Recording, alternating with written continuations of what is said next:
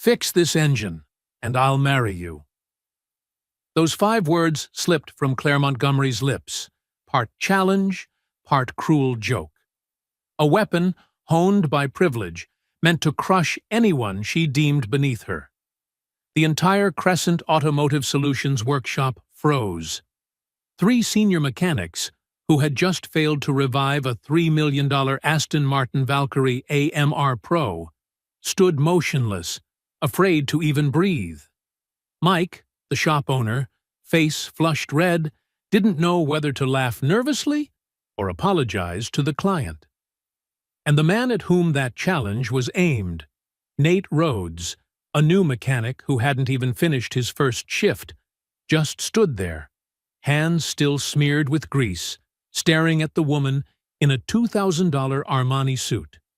His eyes weren't angry, nor ashamed, just quietly observant, as if he were studying a complex machine, trying to find which part had slipped out of place to make such a cold, metallic sound. Then he smiled, a small, faintly sorrowful smile. He turned his back, went back to the car, and said nothing.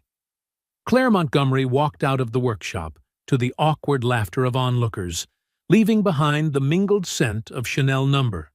5, engine oil, and metal.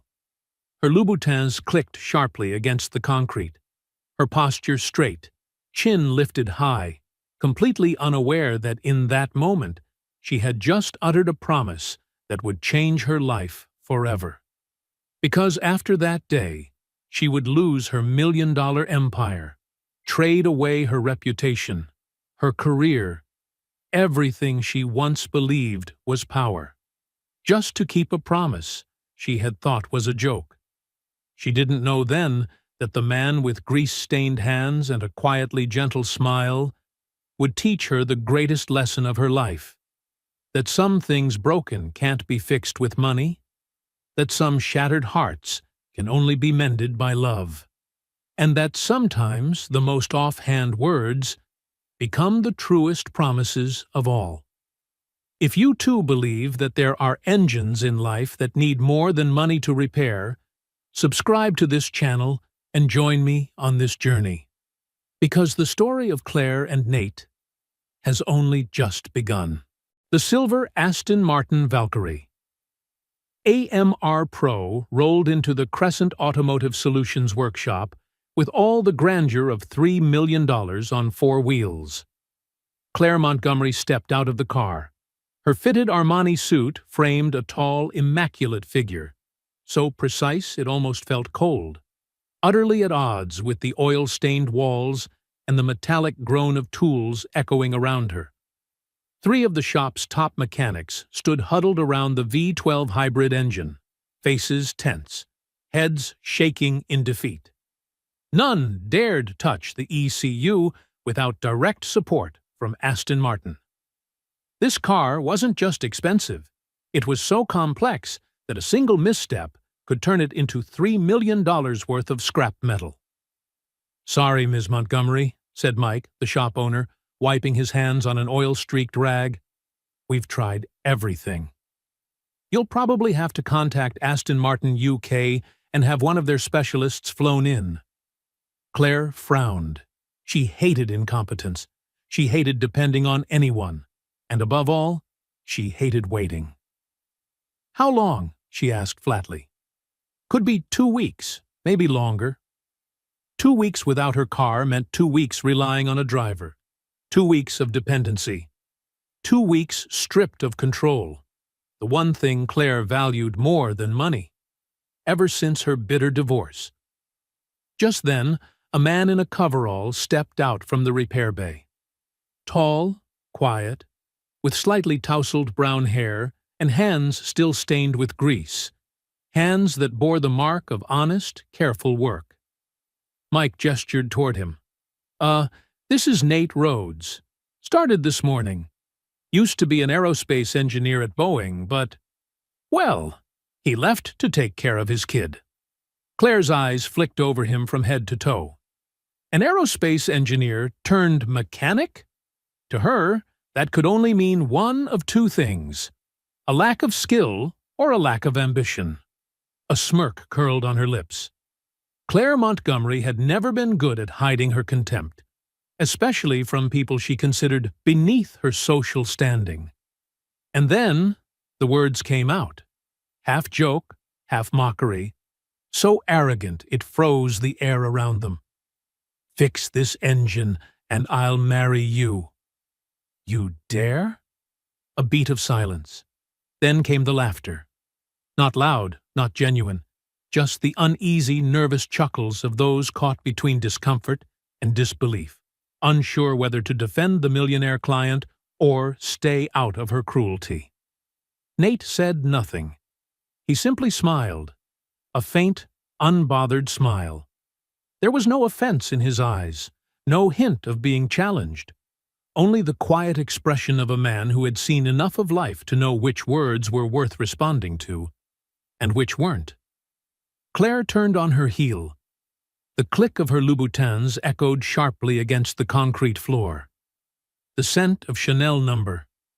5 mingled with oil and metal, blending into the awkward laughter behind her.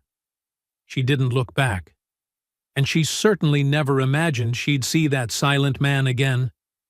She was wrong. Completely wrong.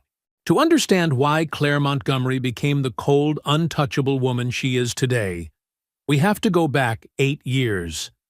Back then, Claire believed in love the way children believe in magic, with a heart that knew no caution. She was 28 when she married Brandon Calloway, heir to one of the wealthiest real estate dynasties in Seattle. Claire truly believed their love would outlast any contract she had ever signed. For the first 3 years of marriage, she built her life around shared dreams, expanding her family's freight company while nurturing hopes of a peaceful home by Lake Washington. She worked 16 hours a day, driven by the need to prove she deserved the Calloway name. And in doing so, she missed countless dinners, weekends, and small, ordinary moments of marriage. Each time she told herself, "When I succeed, we'll finally have time for each other." But someday never came. Betrayal did. On a Tuesday night in March, Claire came home early from a business trip, carrying Brandon's favorite bottle of wine and plans for a long-delayed vacation. Instead of a welcoming smile, she opened the bedroom door and found Brandon there, with Jessica Chambers, her trusted assistant, the woman who had known her schedules, her secrets, and even her professional fears. That image burned itself into her memory like a photograph that would never fade. Brandon's frozen, guilty face, Jessica scrambling for her clothes, and the bedsheet Claire had chosen during their honeymoon in Italy. The divorce that followed was a brutal public war. Brandon's lawyer painted Claire as a work-obsessed woman, cold, unfeeling, incapable of love. The tabloids devoured the story, dubbing her the Ice Queen of the CEO world. That nickname followed her everywhere, into glass-walled boardrooms, into charity galas, drenched in champagne and camera flashes. When it was all over, Claire buried herself in work as a form of escape. She poured everything she had into Montgomery Global Freight, expanding it with the ferocity of someone who had nothing left to lose. 3 consecutive acquisitions, an international logistics network, and an ironclad reputation. No one could deny her brilliance. But that success came at a cost. She stopped dating. She built walls around herself so high that no one could ever reach her. People called her a visionary, but impossible to work for. Employees whispered that she could make a room feel colder with just one glance. No one had seen her truly smile in years. And she treated every man who pursued her as though he were proposing a hostile takeover. "Love is a luxury I can no longer afford," she once told the only friend she had left. "It makes people weak. And weakness is something I will never allow myself to have again." Meanwhile, Nate Rhodes's story unfolded in the shadows of airplane hangars and hospital corridors. He had once been one of the most promising aerospace engineers in his division at Boeing, the kind of rare mind that could spot a flaw in a complex system even before anyone else sensed a problem. Colleagues admired his gift for seeing hidden patterns within chaos, for understanding how thousands of mechanical components worked together to create something greater than the sum of their parts. Nate married his college sweetheart, Hannah, a pediatric nurse with gentle hands and an endless well of patience. They had planned their life with the precision of an engineering blueprint: career growth, a house in the suburbs, and children raised in safety, love, and abundance. But Hannah died 3 months after giving birth to their daughter, Stella. Her body couldn't overcome complications that doctors said occurred in fewer than 1% of all deliveries. Nate held his newborn daughter in the hospital room where his wife had just taken her last breath, feeling as though his entire world had collapsed, folding in on itself into a single crushing point of grief and responsibility. The technical puzzles that once thrilled him suddenly meant nothing compared to the only question that now mattered: how to keep this tiny life alive and well. He took a leave of absence. Then he resigned. He gave up a brilliant career in exchange for any job that would let him stay close to his child. From aerospace engineer, he became a freelance mechanic, working in small garages where he could set his own hours, where bosses understood if he had to rush Stella to the doctor, where no one questioned why he sometimes fell asleep with his daughter in his arms during lunch breaks. Because Stella was not a typical child. She was diagnosed with congenital cardiomyopathy when she was only 2 months old. Her tiny heart didn't pump blood as efficiently as it should.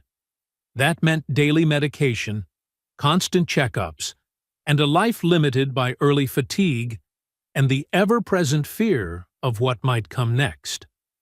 One day, the doctor had said, she may need surgery, maybe even a heart transplant if the medication stops working. But for now, we take it one day at a time. Nate learned to check his daughter's heartbeat as naturally as checking the time. He learned to recognize the signs of exhaustion before Stella herself could feel them. He learned to balance work, fatherhood, and a quiet, gnawing fear. The fear that someday he wouldn't be good enough, fast enough, alert enough, and that he would lose his daughter, just as he'd lost his wife. "Daddy, you're really good at fixing things," little Stella would often say, her voice full of innocent faith. "You can fix anything that's broken." But Nate knew the truth. Some things that break can never be fixed. Some losses are never replaced. And all the skills, theories, and tools in the world couldn't mend a small, failing heart that grew weaker with every passing day. That night, after the shop had emptied out and the last echoes of laughter had faded, Nate Rhodes stayed behind, alone, with the Valkyrie.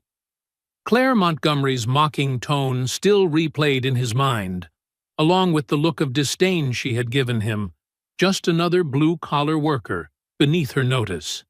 But Nate had seen something else too, a $3 million machine no one could fix, and a woman for whom that machine had become a perfect metaphor for her own isolation. He approached the engine, not out of wounded pride, but with the quiet curiosity of a true craftsman. The Aston Martin Valkyrie's hybrid system was a masterpiece of engineering complexity, an intricate fusion of a V12 combustion engine and an electric motor connected by a sophisticated energy recovery network. Most mechanics would have been overwhelmed by the swarm of sensors, actuators, and control modules communicating in a chaotic mechanical symphony. But not Nate. He saw it differently. To him, every system, no matter how complex, was ultimately just a collection of individual parts that needed to understand and communicate with each other. The problem, he knew, usually wasn't in the components themselves, but in the connections between them. He traced every wire and power line with the patience of someone who had once designed aircraft navigation systems. Every voltage reading, every faint signal. He checked them all with tools simple, almost primitive compared to the advanced aerospace equipment he used to handle. The dashboard showed that all readings were normal, yet the engine control unit kept throwing out nonsensical error codes, codes that shouldn't even coexist within the same system. For more than 2 hours, Nate combed through every junction, every ground wire, every data link between the engine and its electronic brain. And when he finally found the cause, he almost smiled. The fault was small, elegantly small. A voltage converter buried deep inside the hybrid structure had been grounded incorrectly. The misalignment was too minor to trigger a safety alert, but it created just enough electrical interference to make the system misread its own signals and shut the drivetrain down. It was the kind of mistake anyone could make, but only someone with discipline and patience could find. And Nate was exactly that kind of man. He made the correction with care, double-checked every step, ensuring his fix didn't cause new errors elsewhere.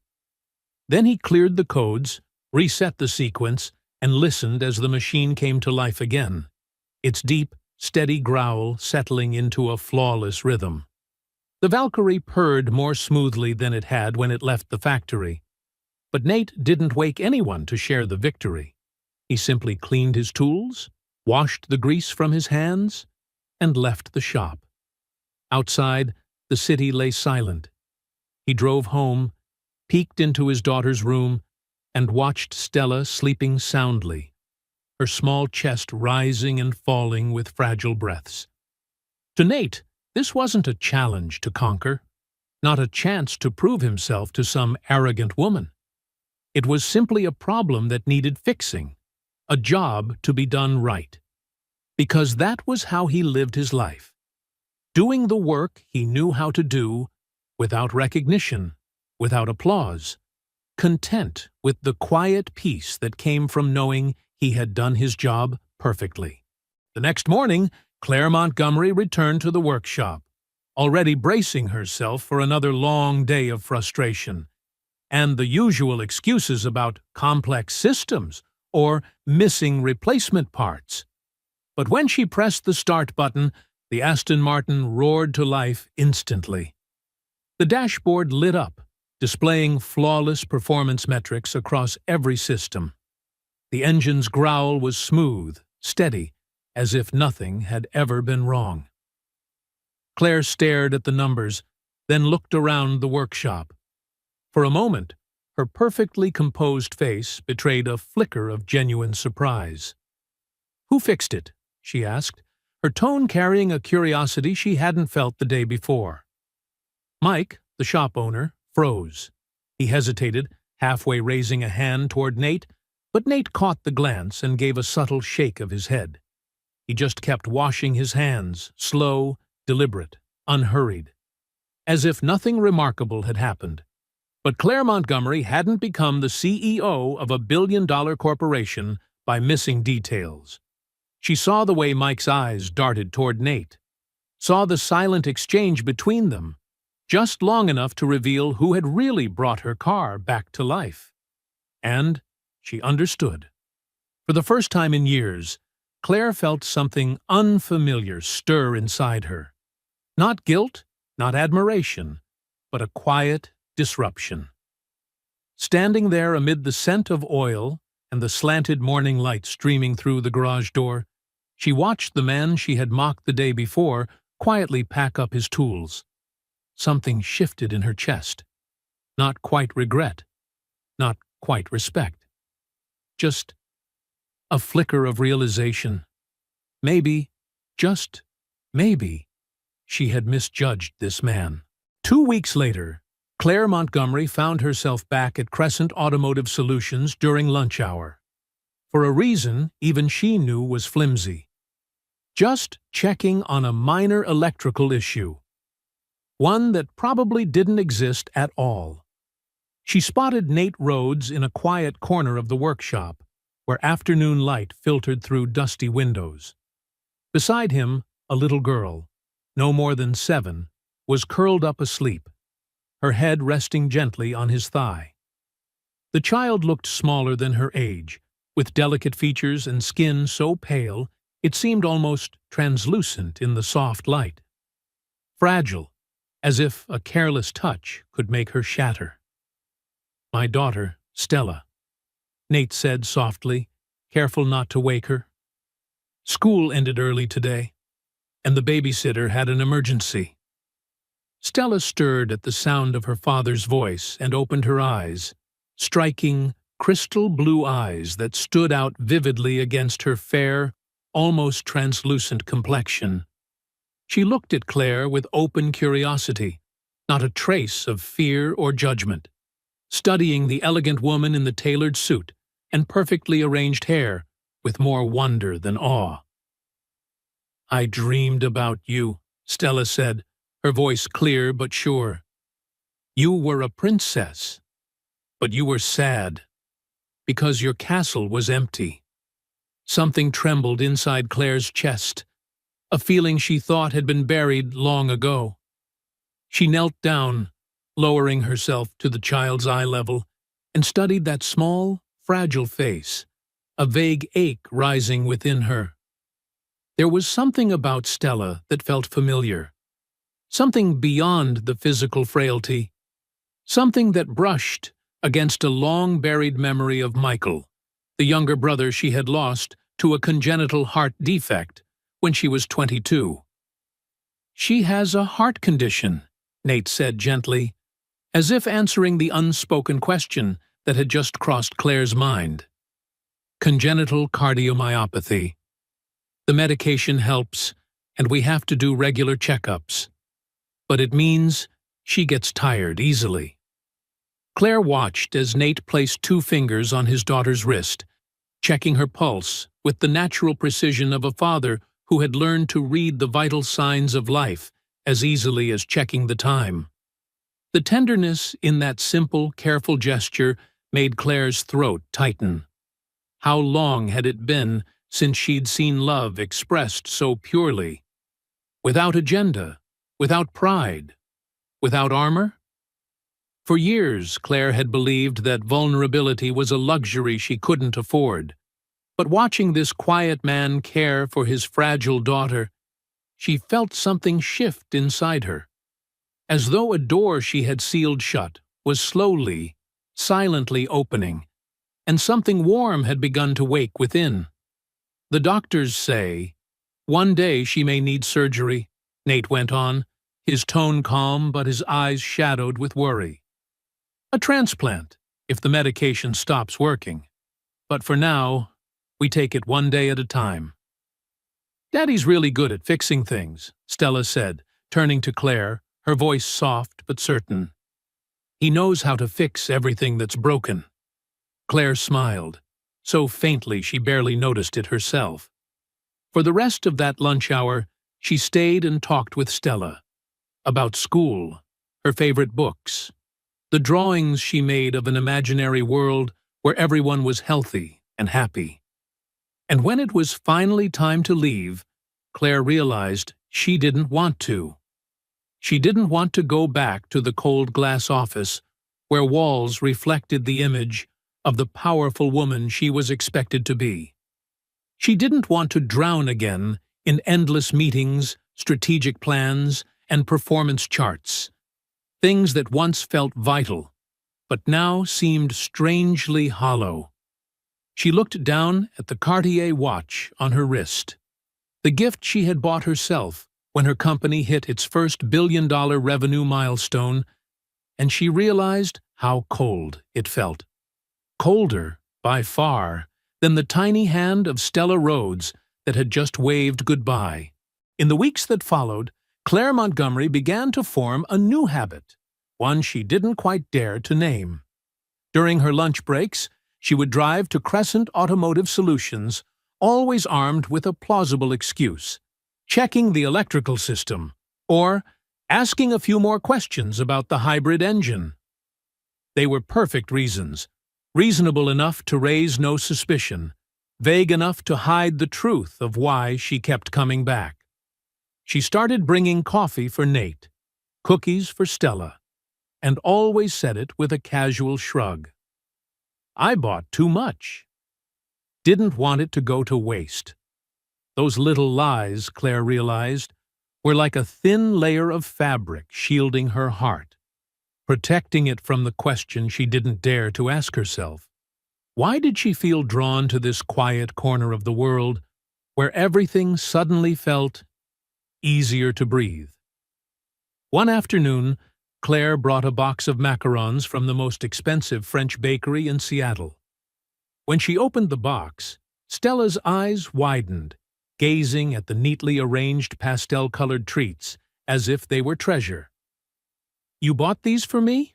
the girl whispered, her tiny finger hovering over a soft pink one. I thought you might like them," Claire said, her voice so gentle it startled even herself.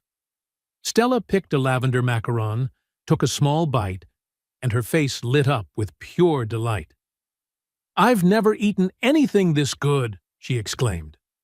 That smile, so innocent, so real, seemed to brighten the entire workshop. Nate glanced at them from his workbench. There was something in his eyes Claire couldn't quite read. Not suspicion, not caution, just awareness. As if he were truly seeing her. Not the composed woman in the Armani suit, but someone else underneath. "Too much sugar isn't good for her," he said gently, his voice calm but warm.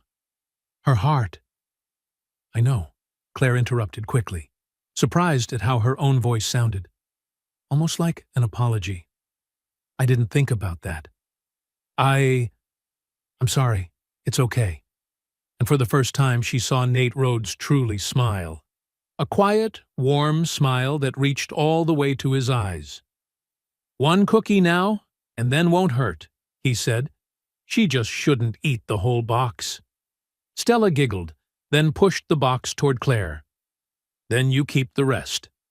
So next time you come back, we can share them." Claire laughed, softly, naturally, without her usual guard. She took the box, feeling as though she had just accepted an invitation she couldn't refuse. And she did come back. Day after day. Each time with a perfectly reasonable excuse. And one unspoken reason she would never admit. In the weeks that followed, the conversations between Claire and Nate began to stretch longer, flow easier. At first, they were strictly technical, about hybrid engines, fuel efficiency, and the kind of mechanical details only true enthusiasts could discuss for hours without boredom. But somewhere along the way, those talks began to drift, quietly, almost imperceptibly, into something deeper. Into conversations about resilience, about loss, about how people learn to stand again when life has already burned them to the ground. One rainy afternoon, that kind of soft, lingering rain Seattle was famous for, they sat side by side on the old wooden bench outside the shop while Stella napped inside the office. The rhythmic patter of rain on the tin roof filled the silence between them, creating a calm, steady heartbeat in the air. "Do you ever miss your old job?" Claire asked, handing him half of the sandwich she'd brought from her favorite downtown delicatessen. Nate was quiet for a long while, as though he were listening to the rain for an answer. "Sometimes," he said finally, "I miss the feeling of solving a problem no one else could. That intellectual puzzle, that moment when all the pieces finally fit together." He paused, his gaze drifting toward the window, where Stella was curled up on an old sofa, clutching her worn-out teddy bear. "But then I realized there are other kinds of problems worth solving. Keeping Stella healthy, making her happy. To me, that's more important than any flight guidance system I might never see take off." Something caught in Claire's chest. a soft, sharp ache she hadn't felt in years. She had spent her entire life chasing the big things: million-dollar deals, headlines, admiration, power. But sitting here, in the quiet rhythm of the rain, beside a man who had given up everything to hold on to the one thing he loved most, she wondered if she had been measuring success all wrong. "I never wanted kids," Claire murmured, her voice barely above the sound of rain. "After my divorce, I told myself that was lucky, that children only complicate things. But now you see Stella and you wonder," Nate said gently, not as a question, not as judgment, but as understanding. Claire nodded, her voice trembling. "Now I see Stella, and I realize what I've missed." And for the first time in years, Claire let herself cry. Not discreetly, not with control, but quietly, like something long held was finally dissolving in the damp Seattle air. Nate didn't move. He didn't reach out, didn't try to comfort her with words or platitudes. He simply sat beside her, steady, silent, a presence strong enough to let her grief exist safely. And somehow, that was enough. From that day on, Claire began to share more. She told him about the pressure of running the family company, the endless meetings, the suffocating loneliness that came with success, about how her failed marriage had taught her to trust numbers and contracts instead of feelings and promises. Nate listened, really listened, without judgment, without interruption, only occasionally asking the kind of questions that made her look deeper into herself.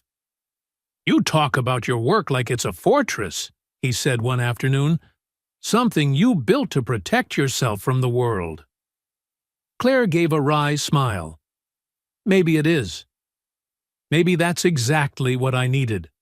Nate was quiet for a moment, then spoke, his voice low and steady like the sound of rain at night. "Or maybe that fortress has become a prison, and you're the only one who can unlock the door." Those words lingered with Claire for days afterward, not as something clever, but as an echo, small and persistent, reverberating in a place inside her she had long believed was made of stone. The conversation that changed everything happened on a Thursday afternoon at the end of October, when Seattle was once again wrapped in its familiar, lingering rain, the kind that didn't pour, but stayed just long enough to make people think more than usual. Claire stepped into the workshop, greeted by the warm, metallic scent of oil and steel. There was Nate Rhodes, bent over his workbench, examining a spark plug through a magnifying lens, turning it slowly under the dim golden light. The charred edges on the electrode told him a story. The story of an engine struggling to run the way it should. Claire stood there for a few minutes, silently watching him work. There was something in the way he moved. The patience, the focus, the quiet grace of someone used to living among small details that most people overlook, yet that truly make all the difference. "You approach every problem like it's a puzzle waiting to be solved," she said, her voice carrying equal parts curiosity and admiration. "Even the tiniest things get your full attention." Nate looked up, meeting her gaze through the dusty amber light. "I learned a long time ago," he said slowly, "that small things can cause big failures. In aerospace engineering, a minor manufacturing flaw can bring down an entire plane. In relationships, a tiny misunderstanding left unresolved can destroy years of trust. And, with Stella," his tone softened, "a missed dose of medicine, or a small symptom ignored, can mean the difference between life and death. So yes, I pay attention to the details." Claire said nothing. The words seeped into her, one by one, like raindrops soaking through the thick fabric of her coat. She thought of the years she'd lived, the mergers, the board meetings, the endless late nights under fluorescent lights. She had devoted all her energy to the big picture, to multi-million-dollar strategies, to growth curves and profit margins, and in doing so, she had ignored the small signals, the glances, the silences, the words left unsaid, the very things that might have saved her marriage, or at least the part of herself that still knew how to feel. She had believed that bigger was always better, that control meant safety, that emotional distance was a mark of professionalism and strength. But standing here, in the soft, dust-filled light of the workshop, those beliefs suddenly felt fragile. "What if you're wrong?" Claire asked quietly. "What if paying too much attention to every little thing just means living in constant fear that everything might fall apart?" Nate smiled, one of those rare, unguarded smiles that made his usually calm face come alive. "Then at least," he said, "when it all does fall apart, I'll know I did everything I could to stop it. And sometimes, if you really pay attention, you can fix the small things before they turn into disasters." Silence settled between them after that. The soft tapping of rain on the metal roof, the fading light filtering through dusty windows, and two people, both of whom had spent years hiding behind discipline and logic, stood there quietly. Two people who had built walls around their hearts. Now, slowly, we're learning how to open the first small doors. The storm began with a single photograph. Marcus Chen, an automotive blogger who made his living capturing candid moments of luxury car enthusiasts, happened to be at Crescent Automotive Solutions that day to shoot a rare Porsche 911 GT3 RS. But instead of the car, he saw something else, and instantly knew he had stumbled upon media gold. Claire Montgomery, one of the most celebrated CEOs in the logistics industry, was sitting on an old workbench in the garage, sharing a modest lunch with a man in a grease-stained coverall. Beside them, a little girl played with toy cars, laughing freely. Afternoon sunlight streamed through the workshop window, casting a soft, golden warmth over the three of them. A moment so unexpectedly tender, so disarmingly human, that Marcus didn't hesitate. He lifted his camera and clicked. The caption he chose turned an innocent moment into a media explosion.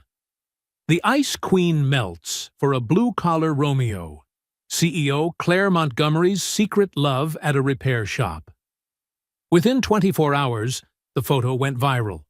Thousands of shares, hundreds of reposts. Financial publications dove into Claire's private life with the same ferocity as entertainment tabloids. The contrast between her public image, the steel CEO, and the gentle sunlit scene in the photo was irresistible. Then the flames spread. An anonymous former employee of Montgomery Global Freight leaked details of Claire's brutal divorce and her years of loneliness that followed. Overnight, every media outlet wanted to unmask the woman behind the ice. The untouchable executive suddenly made human by a rumor of love. Paparazzi began camping outside Crescent Automotive, hoping to catch another glimpse of the cold CEO and her mystery mechanic. Meanwhile, the board of directors called an emergency meeting. Douglas Sterling, the 70-year-old chairman, a staunch traditionalist who had doubted Claire's leadership from the start, was the first to speak in the damage control session. "This kind of publicity is harming our corporate image," Sterling declared, his voice booming across the glass-walled boardroom. "Our clients and investors expect a certain level of professionalism. A CEO romantically involved with a mechanic. It shows poor judgment, even recklessness." Claire sat still, hands interlocked beneath the table. She felt the familiar chill of betrayal, the same cold that had pierced her during her divorce. The very people who had profited from her success were now dissecting her personal life as if it were a failed merger requiring board approval. "My private life has nothing to do with my ability to run this company," she said calmly, her voice sharp as glass, though inside, rage and hurt churned like a storm. "It does," another member cut in. "The stock dropped 2% since the photo went public." 2%. A trivial fluctuation in any ordinary market cycle. But to them, it was the perfect excuse. Pressure mounted fast. Major clients demanded assurances that her personal life would not affect her leadership. Whispers spread in conference halls, eyes followed her at industry events. Everywhere she went, she could feel her image being redrawn. Not as the commanding CEO, but as a woman who had lost focus, who had let emotion cloud judgment. And so, Claire realized she was facing an impossible choice: to protect her right to personal happiness, or to protect the empire she had built with her own blood, her tears, and her solitude. It was a choice between two versions of herself: the steel executive who had sacrificed everything for success, and the woman who had just begun to learn how to love again, honestly, openly, without armor. That night, before the scheduled press conference, Claire sat alone in her corner office at Pioneer Square, staring out at the Seattle port. Stacks of metal containers glowed under the floodlights, their reflections rippling across the dark water. Each one a symbol of the empire she had built from ambition, discipline, and loneliness. Her phone buzzed softly. A message from Nate. "Stella asked about you. She drew you a picture. A princess finding her way home." Claire stared at the screen. The words blurred through her tears, and for the first time in a very long while, she wasn't sure she still belonged to the cold world behind the glass. The press conference was scheduled for Friday morning, inside the gleaming steel and glass headquarters of Montgomery Global Freight. Claire Montgomery stood behind the podium, dressed in her most commanding power suit. Stiff collar, hair tied neatly in a bun, every detail calculated to perfection, as if she were preparing to negotiate a billion-dollar merger instead of speaking about her own heart. In front of her, cameras and microphones piled up like a metallic forest. The flashes burst like cold lightning, a storm of light and silence. The journalists in the room waited, eager for spectacle, a romantic confession, or a dramatic denial, something to keep their headlines alive for another few days. But Claire gave them neither. What she delivered instead was a masterclass in corporate crisis management. "The recent media attention surrounding my personal life," she began, her voice steady, her expression unshakable, "is based entirely on speculation and misunderstanding." She paused, scanning the room, each word chosen and dropped with the precision of a blade. "I have no romantic involvement with any employee of Crescent Automotive Solutions. The photos in question capture a routine discussion about vehicle maintenance. Nothing more, nothing less. I encourage the media to focus on Montgomery Global Freight's record-breaking quarterly performance, rather than inventing fictional stories about my private affairs." She finished, lips pressed together, her poise flawless. Voice calm, expression controlled, every line exactly what the world expected from a legendary CEO.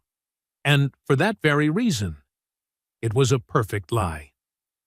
At the workshop, Nate Rhodes watched the broadcast on an old TV in the small, cluttered office of Crescent Automotive. Stella had fallen asleep in his arms, her breathing soft and shallow after a long day at school. The bluish light from the screen washed over Claire's face.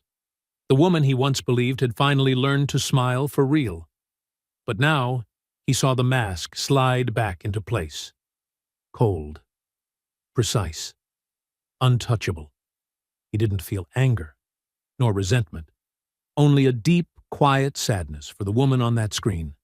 The woman who had dared, for a fleeting moment, to open her heart, only to lock it again. As if happiness were a sin she could not afford.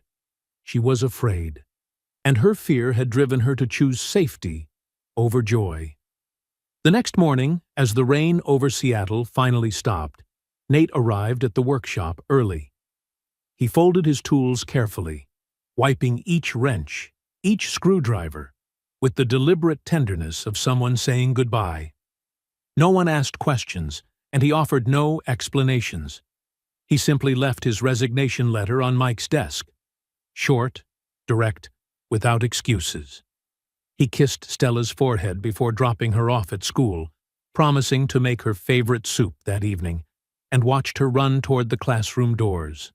Then, without a word, he walked away from Crescent Automotive Solutions, quietly, just as he had once walked into Claire Montgomery's life.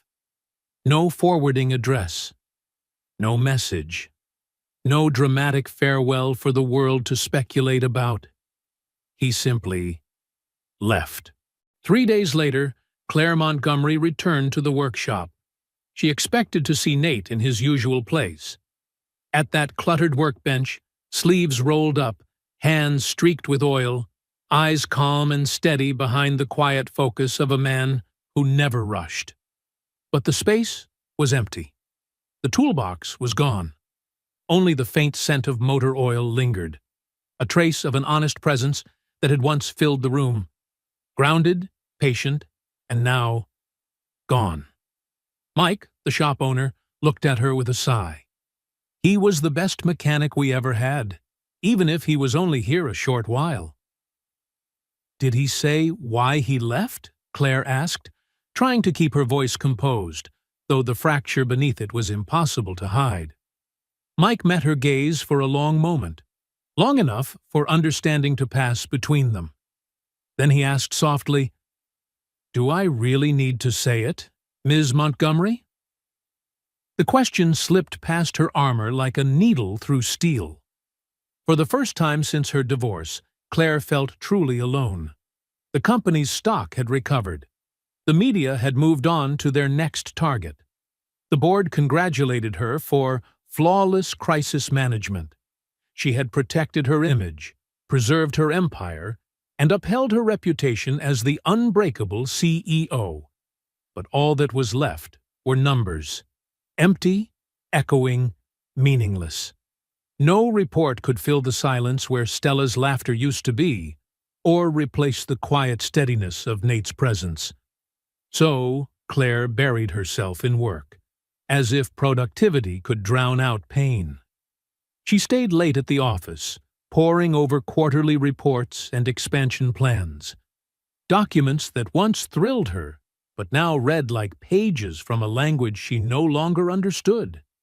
She attended conferences, charity galas, endless board meetings where people praised her resilience. The compliments sounded hollow, like consolation prizes for a game she no longer wanted to win. At night, alone in her Elliott Bay penthouse, Claire sat motionless before her phone.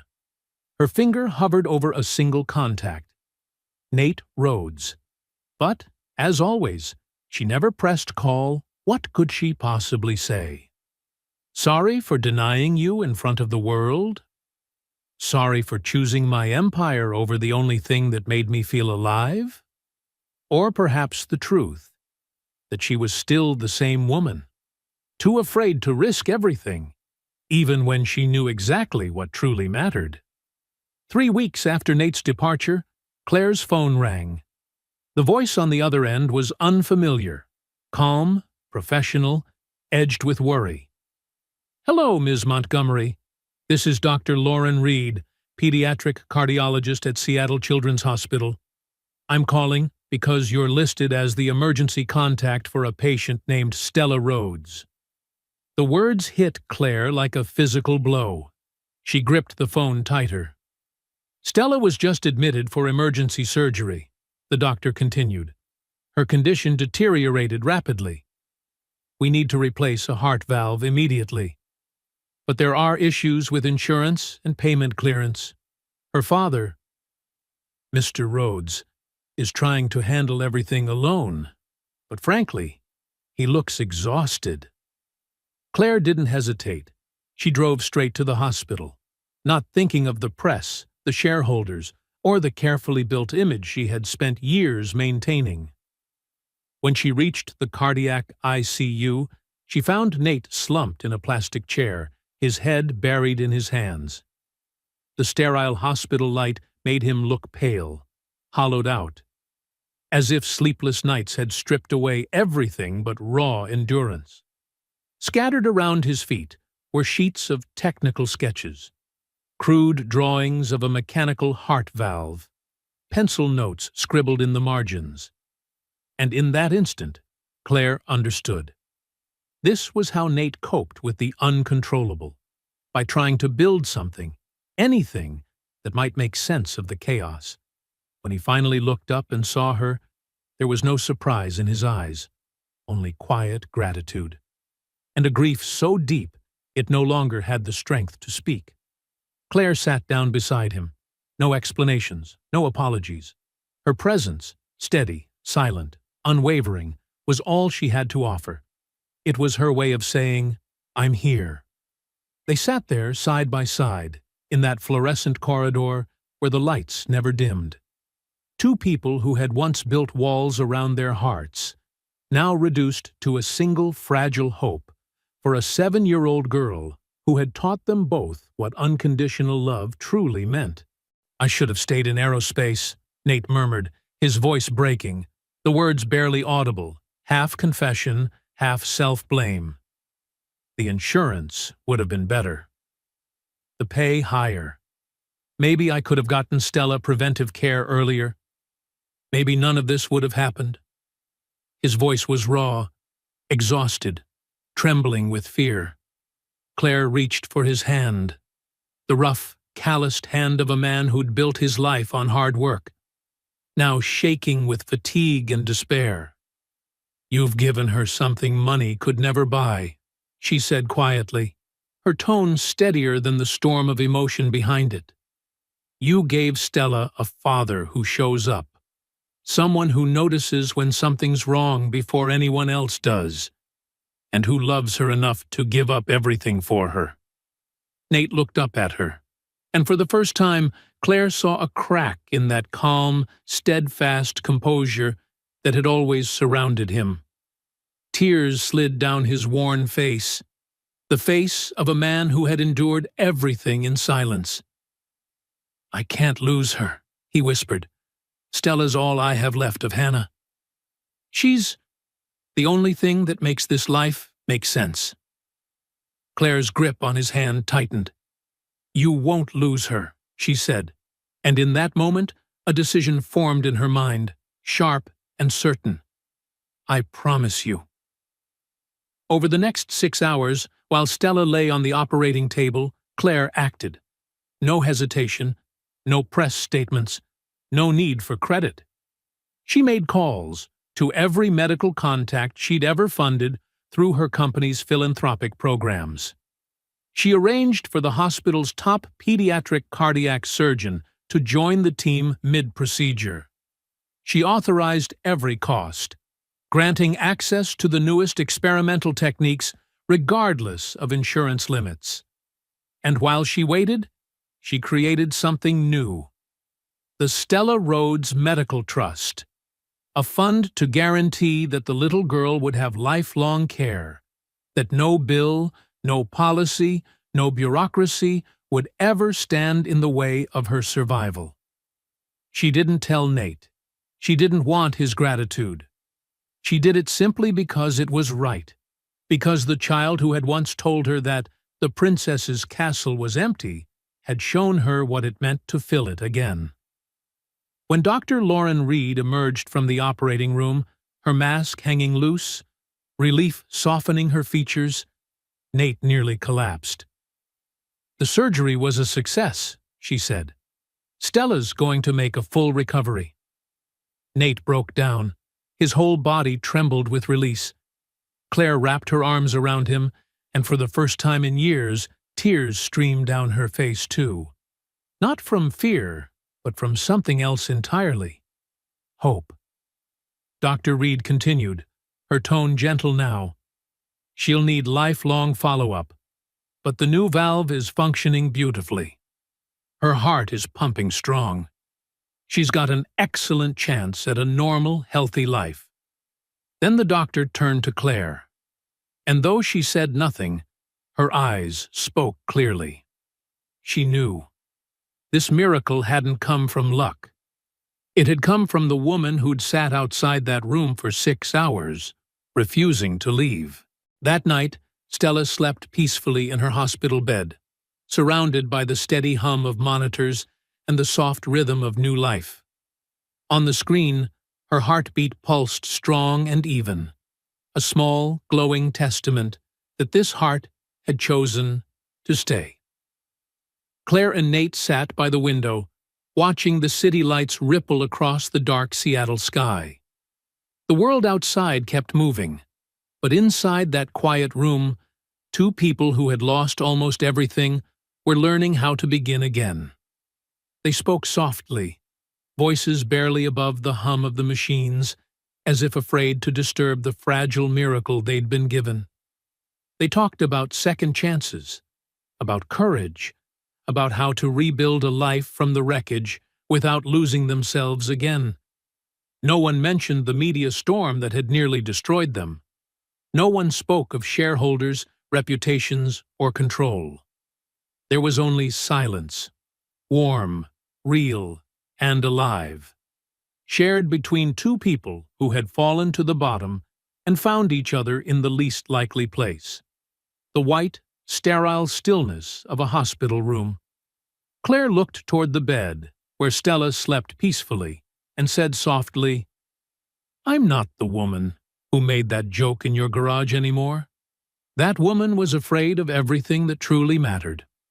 I don't want to be afraid anymore." Nate turned toward her, eyes gentle, not judgmental, only understanding. "We're all afraid," he said quietly. "The question is, do we let the fear drive us? Or do we keep walking, even while we're afraid?" Claire said nothing, but in the silence that followed, something inside her broke open.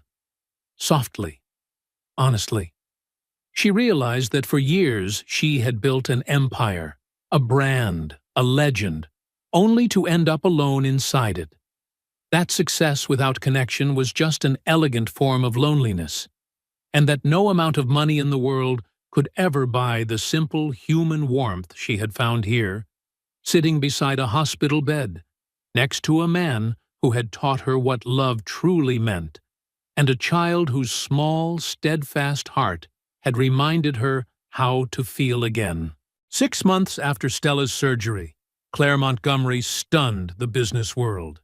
She announced her resignation as CEO of Montgomery Global Freight, stepping down from the empire she had spent half her life building, to pursue something entirely new: vocational education and small business development.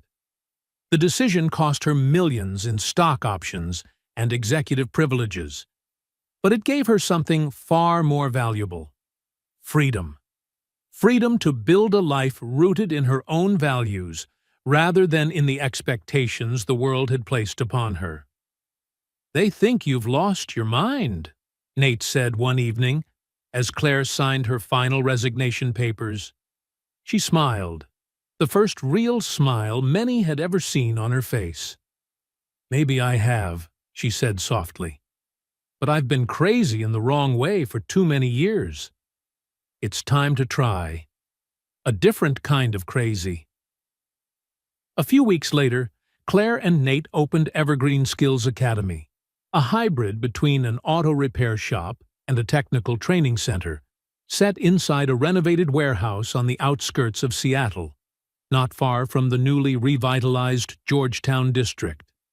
Their mission sounded simple, yet it was revolutionary: to provide high-quality technical education for those society had left behind. Former inmates, high school dropouts, single mothers, anyone who needed a second chance. Nate led the design of the hands-on training programs, while Claire managed operations, community partnerships, and funding. They recruited instructors not just for skill, but for patience, for heart. Within months, the shop gained a reputation, not only for honest workmanship and fair prices, but for being a place of dignity, kindness, and hope.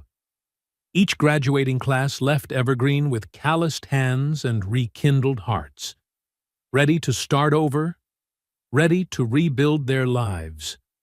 Claire discovered that she loved teaching practical business principles to eager students far more than she had ever enjoyed impressing a boardroom with quarterly forecasts.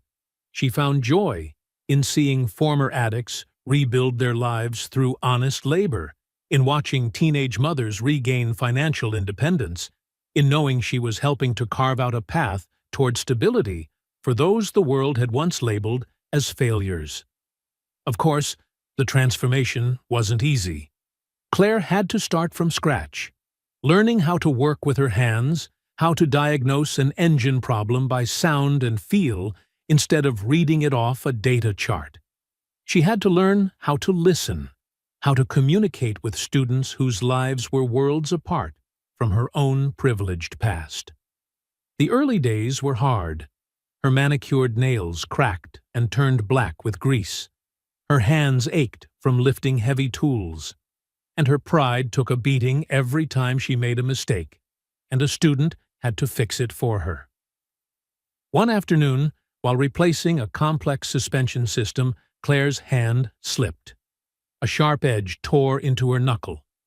Blood spilled fast. She walked to the washroom, staring at the red stream on her skin, almost disbelieving it was hers. Nate found her there, his expression a mix of concern and quiet amusement. "First time you've ever been hurt on the job, huh?" he asked, gently wrapping a bandage around her hand. Claire nodded. "I spent my whole career keeping my hands clean," she admitted, "in every possible sense of the word." "And now?" Nate asked. She smiled, looking at the white bandage. "Now I've learned. Some things are worth getting your hands dirty for." Every scratch, every mistake, every tired evening in that workshop taught Claire something new, about the strength of resilience, about the dignity of honest work, and about the quiet joy of watching others rediscover themselves. She had once built an empire out of contracts and capital. Now, she was building a world anew, with grease-stained hands and a heart that finally knew how to love. Stella grew up radiant in the world they had built together.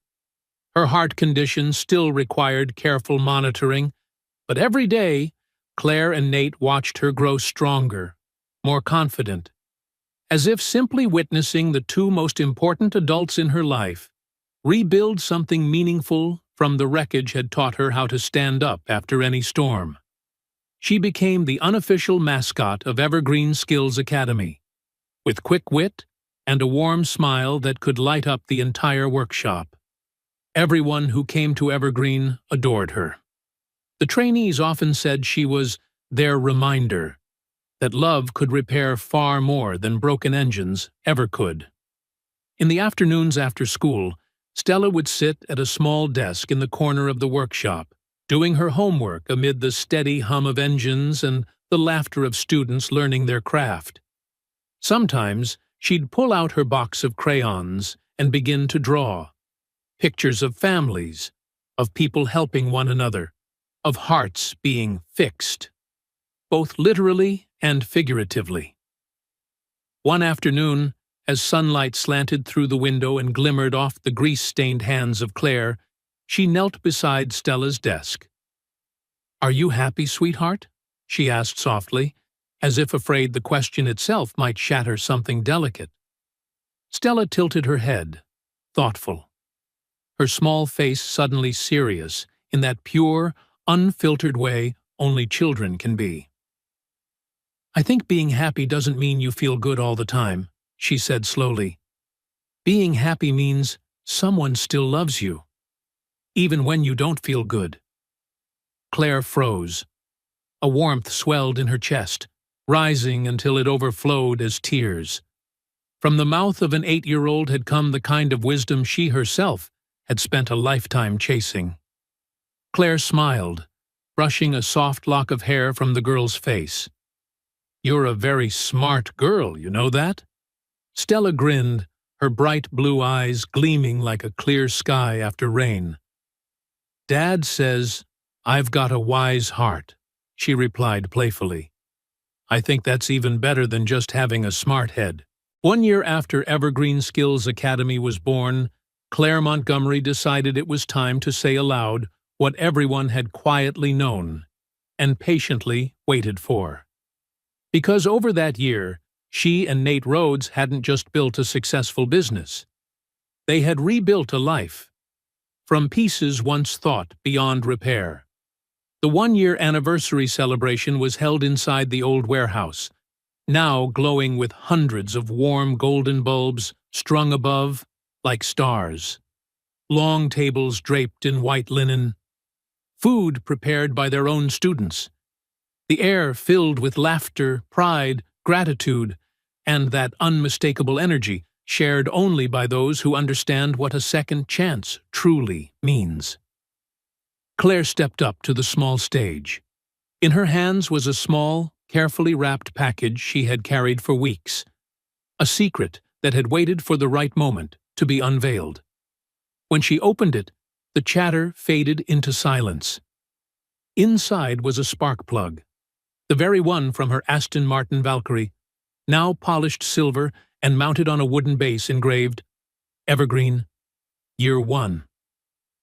"A year ago," Claire began, her voice steady but threaded with emotion, "I made a joke to a man I barely knew. I told him that if he could fix my engine, I'd marry him." A soft ripple of laughter swept through the room. "I thought I was being clever, maybe a little cruel, definitely arrogant."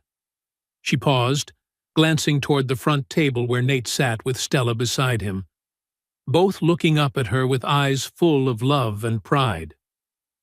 "What I didn't understand then," Claire continued, "was that he wasn't just fixing my car. He was fixing something deeper, a part of me that had been broken for so long I didn't even notice. He taught me that real strength isn't about control or about building walls around your heart. Real strength is showing up, every day, for the people you love, even when there's nothing glamorous about it." Claire stepped down from the stage, walked toward Nate, and held out the polished spark plug mounted on its base.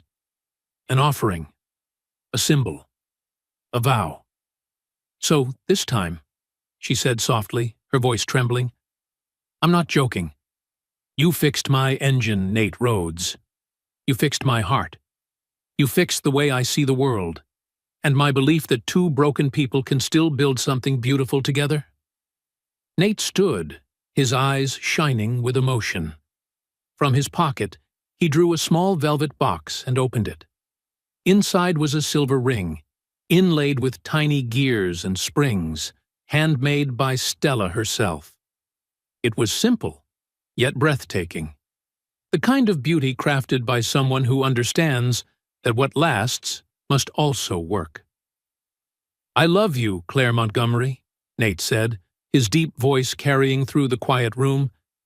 "I love your mind, your drive, and your courage to rise from the wreckage. I love that you aren't afraid to get your hands dirty for others. I love that you see beauty in ordinary work, and that you've taught me we can dream again, without forgetting what loss has taught us." When Claire whispered, "Yes," the room erupted. Applause, cheers, laughter, and tears. Not just for a proposal, but for two souls who had dared to believe in life again. Surrounded by friends, students, and partners, people who had all found hope and a second chance at Evergreen, they embraced as the old warehouse glowed with pure, unguarded joy. It wasn't just an anniversary. It was a declaration that love can begin in the most unexpected places, that the best endings often come when someone is brave enough to fix what seemed beyond saving. The story of Claire Montgomery, Nate Rhodes, and Stella is a quiet but powerful reminder that true strength isn't in never being broken, but in allowing ourselves to be healed. That success isn't measured by what we accumulate, but by what we're willing to share. And that love isn't about finding someone perfect.